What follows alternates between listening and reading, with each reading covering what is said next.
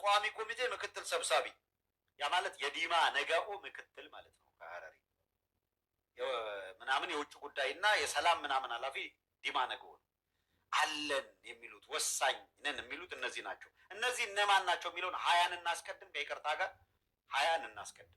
ቁጥር አምን ነው 29 ማለት ነው። 29ን እናስቀድም።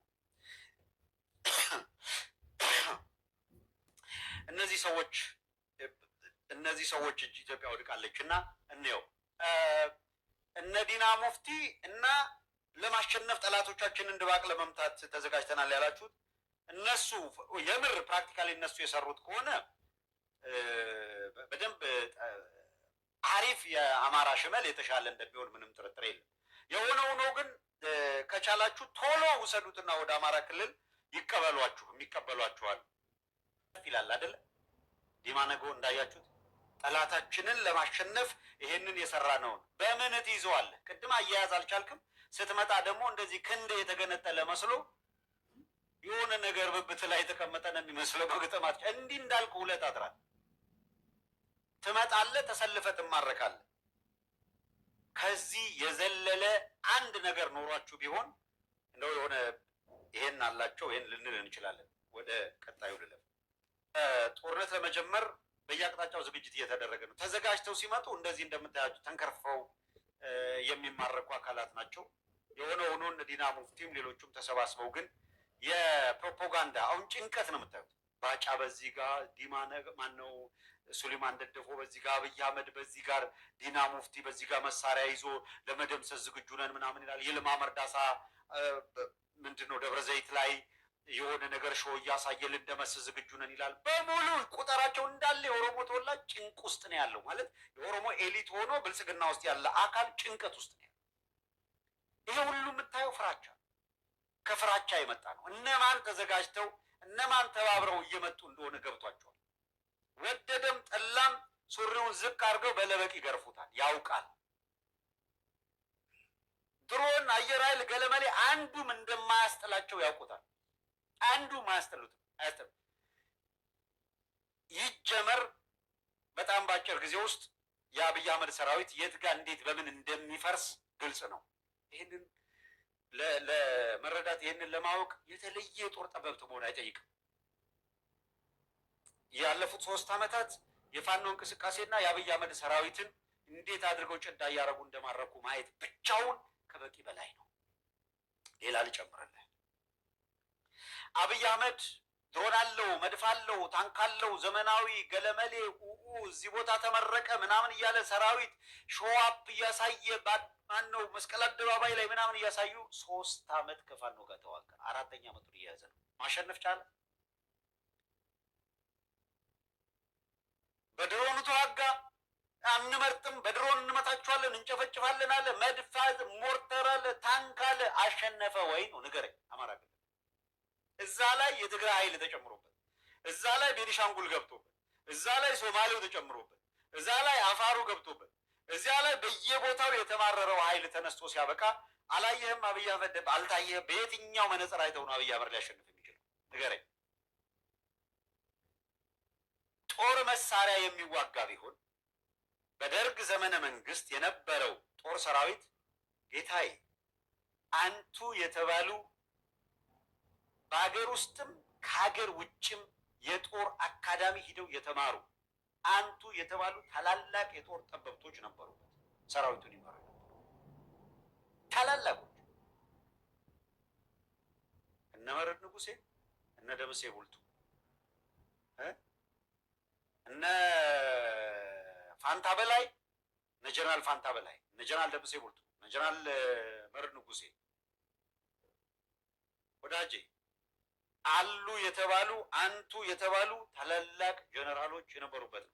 ከሀገር ውጭ በአሜሪካ የጦር አካዳሚ፣ በራሻ በሀገር ውስጥ የጦር አካዳሚ የተማሩ በጦር ካርታ ምድሩን እንደ መዳፋቸው የሚያውቁትና የሚያነቡ የመሳሪያ ችግር ነበረባቸው። ኮሎኔል መንግስቱ ያለውን ማስታወስ በቂ ነው። አለ በዓለም ላይ የተባለውን ጦር መሳሪያ ገዝተን ስናበቃ አስታጥቀናቸዋል። ጠላት ከየት ነው እየታጠቀ ያለው ብትሉ እኛ የምናስታጥቀው ሁለታችሁንም ነው። አስታጥቀን ስናበቃ ለጠላት ታስረክባችሁ ስታበቁ ከአንድ ቦታ ወደ ሌላ ትሄዳላችሁ ይላል። ችግሩ የት ጋ መፈታት እንዳለበት አውቆ አልፈቱትም። ለዛ በሽምቅ የሚዋጉ ለዚሁ ፐርፐዝ የሰለጠኑ አካላትን አየር ኃይል ስላለ፣ መድፍ ስላለ፣ ታንክ ስላለ፣ ምናምን ስላለ ታሸንፋለህ ወይ ነው ጌታዬ።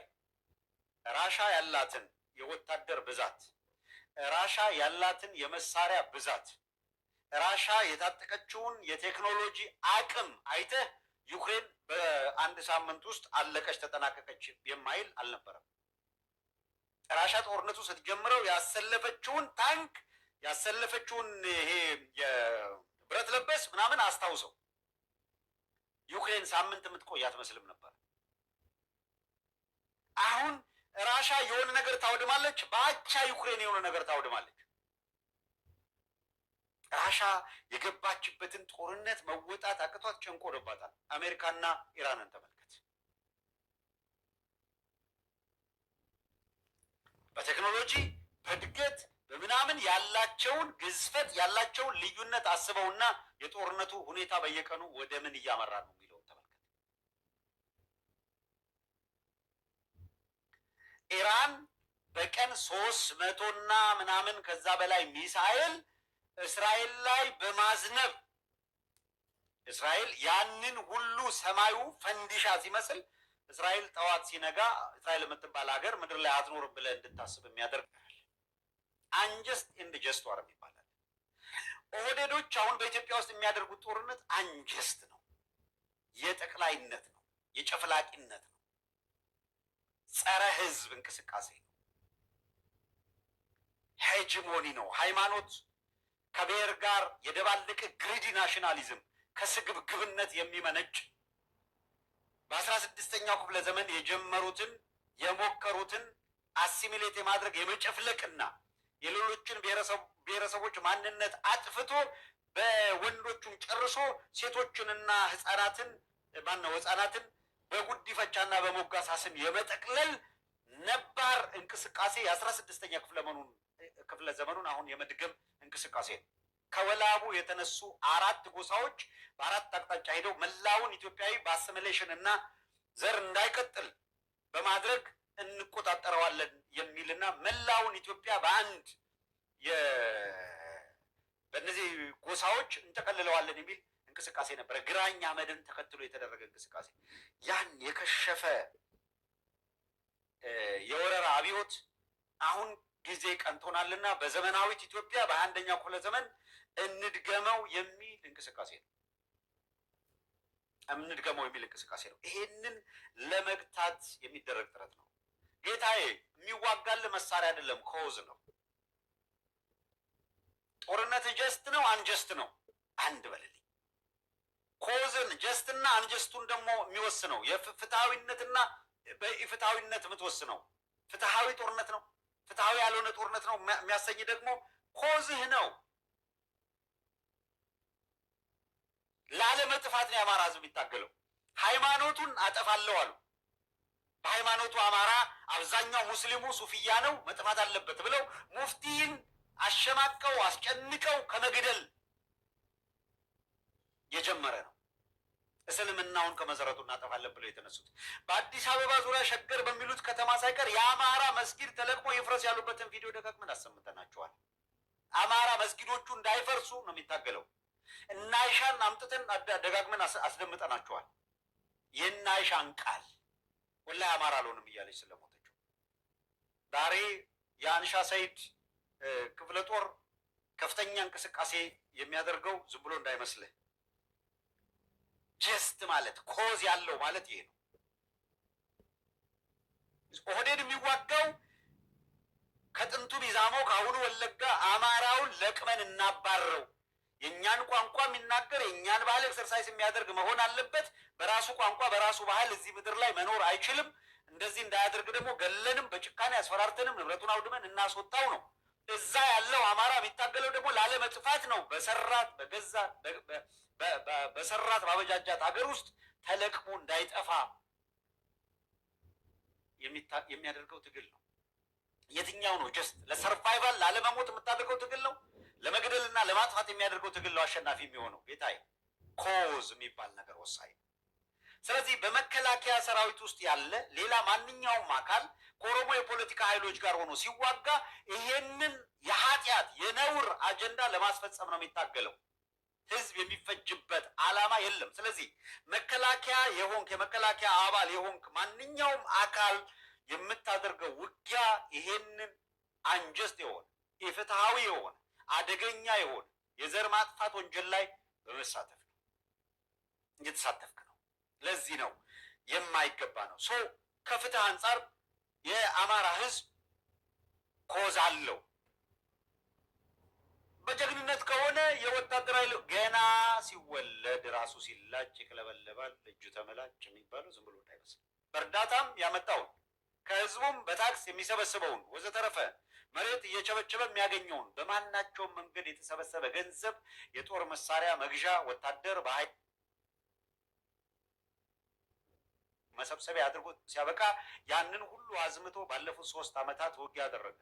በእያንዳንዱ ውጊያ ላይ ዘመናዊ መሳሪያ ይዞ መጥቶ ገዝቶ ያመጣውን መሳሪያ ለፋኖ አስረክቦ ክላሽ፣ ጓንዴ፣ ምንሽር ይዘው ባዶ እጃቸውን በጀሌ የገቡ ወጣቶች ዛሬ በርካታዎቹ ዘመናዊ መሳሪያ ታጥቀዋል። በርካታዎቹ በእያንዳንዱ ክፍለ ጦር ላይ በቁጥር ከፍ ያለ ቢያንስ ድሽቃ፣ ሞርታር ታጥቀዋል።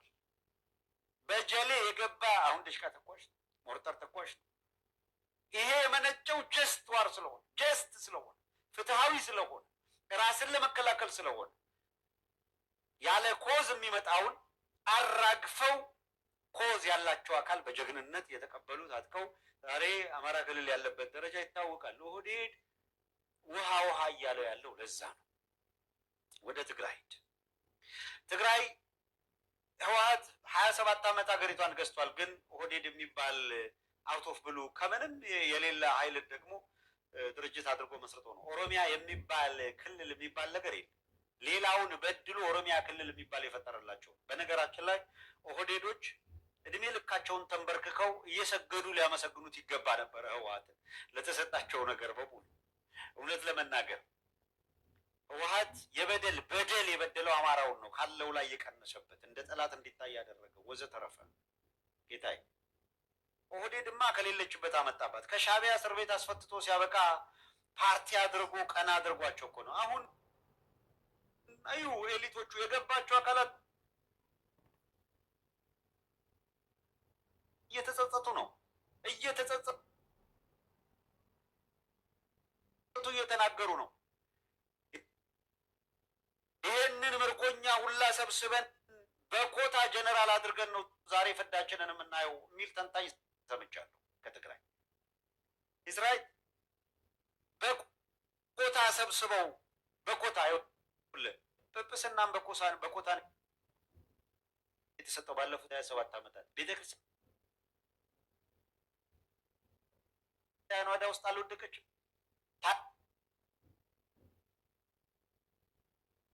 ታዲያ ህወሓት ተሳስቷል ስንል አልገባችሁም? አሁን የኮታ ጀነራል ከኦሮሚያ ምን ለማትረፍ አመጣችኋቸው? በኮታ ነው የመጣው። አንተ ላይ ሲዘምትብህ ባጫ በቃ አልብሰው አመጡት ምናምን። አልብስ ማን አልብሶ አመጣው? አየው። ስለዚህ አድሚት ማድረግ አልብሰን ያመጣ ነው የሰራ ነው ስህተት በሚል አድሚት ማድረግ፣ ኦሮሚያ የሚባል ክልል በመስራት አማራውን ቆርጦ ደቡቡን ቆርጦ መጣል ያመጣውን ጣጣያችሁት። ከትላንት በስቲያ ወለጋ ላይ የትግራይ ወጣት እየተፈለገ የትግራይ ተወላጅ እየተባለ ሲረሸን አልዋለም? አልነገርናችሁም ዜናው? ከዚህ ፌዴራል ስርዓት ከምትሉት ምንድን ያተረፍነው? ምን አሁንም ኢንተርናላይዝ ማድረግ ያስፈልጋል። መሸሽ አይደለም፣ ኢንተርናላይዝ ማድረግ ኃጢአት ነው የተሰራው። ይሄ ነው አየህ፣ ጥፋትን ማመን ነው ወደፊት እንዳትሳሳት እንድትፈነጠር የሚያደርግህ። ትረስትሚ ከዚህ በኋላ ማንም ማኒፑሌት አድርጎ ጋልቦ የሚሻገረው የአማራ ህዝብ የለም፣ በፍጹም የለም።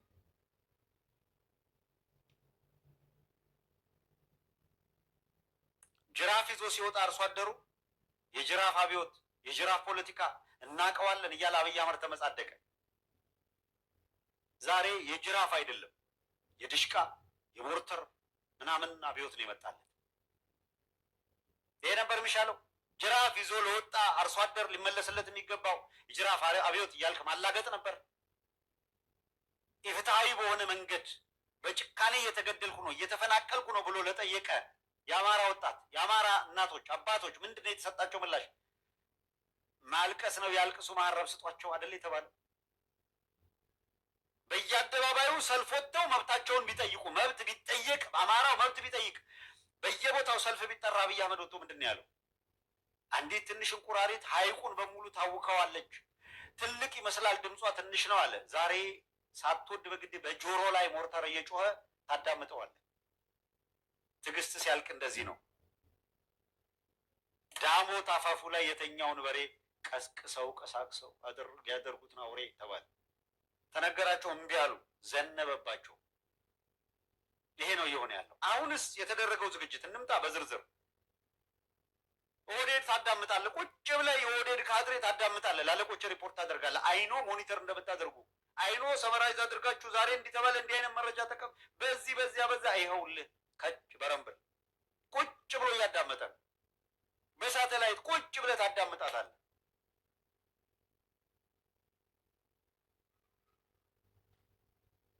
ዩቲዩብ ቻናል ላይ ሪፖርት የሚያደርግ አረባሽ ወጣት ያው ታቅፈው ቁጭ በል። ይኸውልህ የመጣንበት ጥላት ኤቭሪዌር ዩቲዩብ ላይ አለን፣ ኤቭሪዌር ፌስቡክ ላይ አለን፣ ኤቭሪዌር ቲክቶክ ላይ አለን፣ በሳተላይት አለን። መገደብ ቻልክ? ተጽዕኖ መቀነስ ቻልክ? ይህንን በማድረግ ምክንያት ወይስ ጨመርክልን?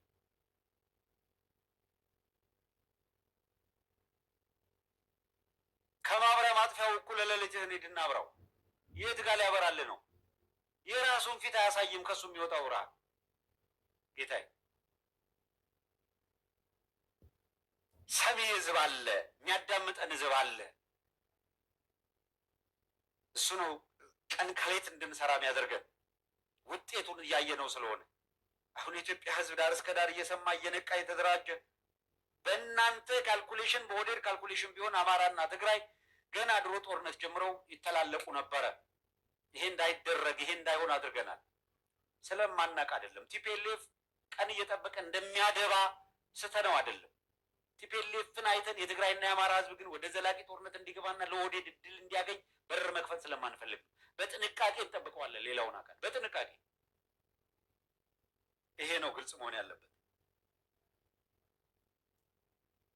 ዝግጅቱ ጋር ላተከር ጦርነት ለመጀመር የተደረገውን ዝግጅት በተመለከተ የደረሰን መረጃ ምን ይላል? አሁን እንደምንነግራችሁ በትግራይ በኩል አሁን የሚደረገው ትግል ላለመጥፋት የሚደረግ ትግል ነው። እንደምታውቁት የትግራይ ወጣት የትላንትናው ልክ አሁን እኛ እንደምንቆጥረው በ27 ዓመት በደል ደርሶብናል ብሎ አማራው እንደሚቆጥረው እዚያው ትግራይ ላይ ያለውም ኃይል በደል ቆጥሮ ወጣቱ ሞቢላይዝድ ሆኖ እንዲነሳ በማድረግ አሪሞቹ እንዲፈርሱ በማድረግ በአውራጃዊነት ብትንትኑ እንዲወጣ ለማድረግ 6 ቢሊየን መድበው ተንቀሳቀሱ። ኤመሬት በጀት መድባ ተንቀሳቀሰች። ቢኮዝ የትግራይ 98% ኦርቶዶክሳዊ ነው። 98% ጌታዬ ከ8 ዓመት በፊት ህወሓት አጥፍቶታል በሚባለው ጥፋት ፍትህ መጠየቄ ይቀራል ማለት አይደለም። ግን ፖለቲካሊ ደንቆሮ አይደለሁም። የመሬት በጀት መድባ ክርስቲያኑን በሙሉ የትግራይ ህዝብ እጫወትበታለሁ ስትልና ከኦህዴዶች ጋር በጋራ ሆና ኤርትራም ቢሆን አጥፍታ በቀጠና የበላይነት ለመያዝ የምታደርገውን ጥረት ተላላኪዋን እጅ እንዳይኖር እጇን የምሰነዝርበት እንዳይኖር በሚደረግ ትግል ውስጥ የበኩል አስተዋጽኦ ማድረግ ሌላ በታሪክ ላይ ትልቅ ምዕራፍ መሄድ ነው። ስለዚህ ብቸኛው አማራጭ በትግራይና በአማራ ህዝብ መካከል ፍጹም መቀራረብ እንዲኖር ማድረግ፣ በአፋርና በትግራይ በአፋርና በአማራ መካከል መቀራረብ፣ በኤርትራ በትግራይ በአማራ በአፋር ወዘተረፈ መቀራረብ እንዲፈጠር፣ ሶማሌው ከአፋሩ ጋር ግጭት ውስጥ እንዳይገባ። ምክንያቱም በተናጠል ይበላል፣ በኦህዴድ ይበላል።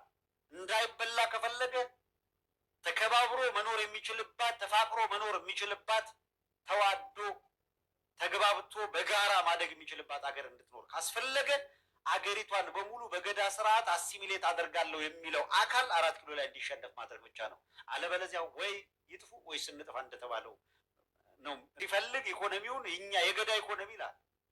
ምንድነው የገዳ ኢኮኖሚ ብለህ ጠይቀው። የገዳ ኢኮኖሚ የሚል ሰውዬ የገዳ ኮማንዶ ብሎም አደራጅቷል። ጌታዬ የገዳ ኢኮኖሚ የሚል ሰውዬ ተቸግሬያለሁ ስትለው ቅጠል ቀቅለ ብላ የሚል የገዳ ኢኮኖሚ የሚል ሰውዬ ቁጥርም በዓለም አቀፍ መድረክ ላይ 1 ሚሊዮን ነጥብ 8 ስላሽ ቢሊዮን ስላሽ 100 ምናምን እያለ የሚያነብሰው ነው። ወርቅነህ ገበየሁ ኢቻዘር ቱጌዘር እያለ ትንተና የሚሰጥልህ ደግሞ አባዱላ ብለው ውሰድ። ተራ አብይ አህመድ ነው what do you expect from your stay in Norway ብላ ስጠይቀው today or tomorrow የሚል ይህ አይደለም። እነዚህ ናቸው ኢትዮጵያ ነው የሚመሩ። በስንት መከራ ስደግምለትም ላቭ ሪኮንሲሌሽን። በኖርዌይ ቆይታ የምንድን ነው ላቭ እና ሪኮንሲሌሽን? መቼ ነው የተጣላው? መቼ ነው ችግር ያለብን? ኢትዮጵያ ውስጥ መደረግ ያለበትን አይደለም። ኖርዌይ በኖርዌይ ቆይታ ኤክስፔክት የምታደርገው ነገር ነው። ለኖቤል ሽልማት ተብሎ በሄደበት ጊዜ ያጭበርባሪ በቴሌፖርታል የህዝብን አጭበርብሮ በቴሌፖርታል አንብቦ በአሪፍ እንግሊዝኛ ተናጋሪ መምሰል እሷ አዳራሽ ውስጥ በካሜራ ምናምን የምታደርጋት ናት። እዛ ግን ላይ መጣ ጠየቀችው እያለ ድምፁ የቀጠነው ለዛ ነው። አብይ አህመድ ኢንከፐብል። እነዚህ ናቸው ሀገሪቷ እጃቸው ላይ ወደቀው። ብርሃኑ ጁላ ምርኮኛ አይደል ጦር ሰራዊቱን የሚመራው? እነዚህ ናቸው መርተው ለድል የሚያበቁት። እንኳን ኤርትራ እንኳን ሱዳን እንኳን አማራው፣ ትግሬው፣ አፋሩ ምናምን ተዳምሮ ቀርቶ ከፋኖ ጋር ለመዋጋት 3 ዓመት የፈጀባቸው አየር ኃይል ይዘው ይህን ሁላ ሜካናይዜሽን ይዘው ጌታ የፉከራና ተግባር የተለያዩ ነገሮች ናቸው። የተለያዩ ነገሮች ናቸው። ዝግጅትን በተመለከተ አማራ ላይ አሁን ባለው ሁኔታ ማንም የፈለገውን ይዞ ይወራጭ ነው የምነግርህ።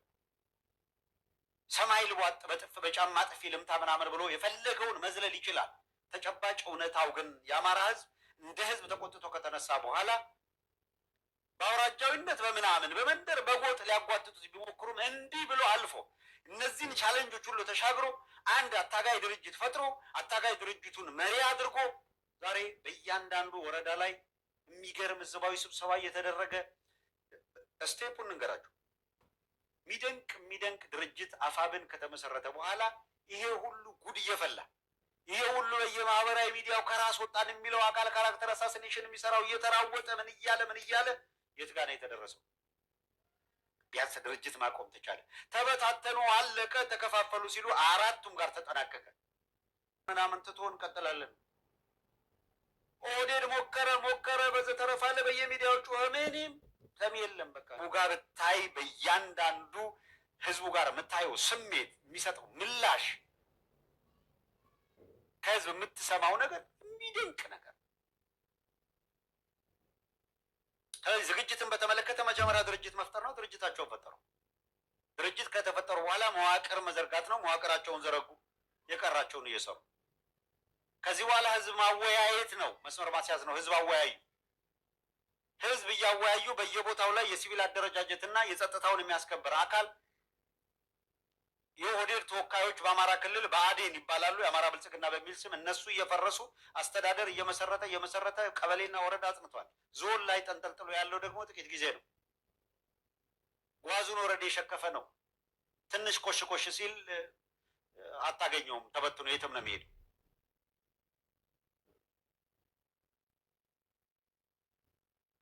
ለዛ ነው ሲጨንቃቸው እየተወራቸው ያሉ እየተሰቃዩ ያሉት። ሰው በዝግጅት ረገድ ከህዝብ ጋር ውይይት አድርገዋል። ከዚያ በኋላ ግምገማ አድርገዋል። እያንዳንዱ ኮር እያንዳንዱ እዝ ክፍለ ጦር በየቦታው ላይ በመገምገም ቦታውን እንዲይዝ ተደርጓል። ሰው ለግዳጅ አመቺ ያሏቸውና ገዢ ቦታ ወደ መቆጣጠርና ለተልኳቸውን ለመፈጸም ራሳቸውን ሬዲ የማድረግ ዝግጅት ነው። በትግራይ በኩል በተመሳሳይ ከኤርትራ ጋር ያላቸውን ግንኙነት ጤናማ አድርገው ጨርሰዋል። ከአማራ ጋር አብይ አህመድ ጎትቶ ወደ ጦርነት ሊያስገባቸው የሚችልባቸው ቦታዎች ላይ ሊደረግ ስለሚገባው ጥንቃቄ እስካሁን ባለው ሁኔታ አቋም ይዘዋል። በጣም ጥሩ ሊባል የሚችል ቀጥሎ የአብይ አህመድ ዘመቻ ምን እንደሆነ ምን አይነት እንቅስቃሴ እንደሆነ ላይ ተግባቦት መኖሩ ጥሩ ነው። መናበብ መኖሩ ጥሩ ነው። ባቸው ስምምነቶች አሉ። እነዚህ የስምምነት ማዕቀፎች ለህዝብ መገለጽ አለባቸው። I think in a few days ይሰማል። ከዚህ በፊት ብለናቸዋል። መጀመሪያ መረጃ ይዘን ስንመጣ ጽምዶ የሚባለው በኤርትራና በትግራይ መካከል እና አብይ አህመድ ትግራይንና ኤርትራን ለማጫረስ የሚያደርጉትን እንቅስቃሴ ለመስበር የተደረገ የጽምዶ እንቅስቃሴ ነው። እነ ሱሌማን ደደፎ ሲረጣጥቡ አላያችሁ? ሱሪያቸው ሲበላሽ አላያችሁ? የኤርትራ ጀነራሎች ትግራይ ላይ ታዩ ብለው ይዬ ዘንድሮ ከኤርትራ ጋር ታርቀን ባይሆን ጉድ ፈልቶ ነበር ሲባል ሱሌማን ደደፎ ሲያጨበጭብ ነበር በእግሩም በእጁ። የኤርትራ ጀነራሎች ከትግራይ ጋር ሲያያቸው የደነገጠው ለዛ ነው። ምን እንደሚያደርጉ ያውቃል። ከእናንተ ጋር ሆነው ሌላውን ለመፍጀት ሲሉ ኤርትራውያን ጀግና ናቸው። ኦኬ፣ ከኦህዴድ ጋር ሆነው ትግራይን ሲፈጁ፣ ከትግራይ ጋር ሆነው የኦህዴድን ፍጅት ሊከላከሉ ሲሉ ደግሞ ኃጢአተኛ ናቸው። በእናንተ ቀመር በእናንተ ሂሳብ የሚነዳ ስለሌለ ዛሬ ኤርትራውያን እያደረጉት ያለው እንቅስቃሴ በሙሉ አቅም የሚደገፍ መልካም ሀሳብ ነው። የኦህዴድን ሄጅሞኒ ለማስቆም የሚደረግ እንቅስቃሴን በመደገፍ ረገድ ፍላጎታቸውም እያሳዩ ያሉትም ተነሳሽነት ይበል የሚያሰኝ ነው።